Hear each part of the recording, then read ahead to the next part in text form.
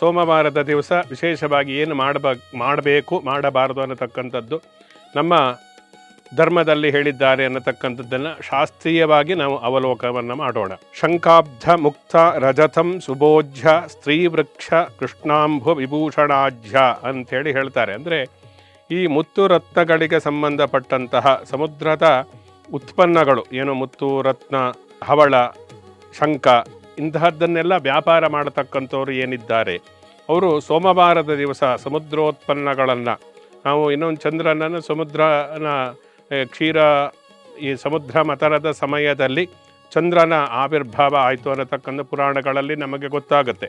ಅದರಿಂದ ಸಮುದ್ರಕ್ಕೆ ಸಂಬಂಧಪಟ್ಟಿರತಕ್ಕಂತಹ ವ್ಯವಹಾರವನ್ನು ಯಾರು ಮಾಡುತ್ತಾರೋ ಅಂಥವರು ಸೋಮವಾರದ ದಿವಸ ಅದನ್ನು ಪ್ರಾರಂಭವನ್ನು ಮಾಡುವುದರಿಂದ ಅದು ವಿಶೇಷವಾದಂತಹ ಅಭಿವೃದ್ಧಿಯನ್ನು ಕೊಡುತ್ತೆ. ಅದರಲ್ಲೂ ಕೂಡ ಶಂಕಾಬ್ಜ ಮುಕ್ತ ರಜತಂ ಅಂತೇಳಿ ಹೇಳ್ತಾರೆ. ಅಂದರೆ ಮುತ್ತು ರತ್ನಗಳ ವ್ಯಾಪಾರ ಮಾಡತಕ್ಕಂಥವ್ರು ಇರ್ತಾರೆ.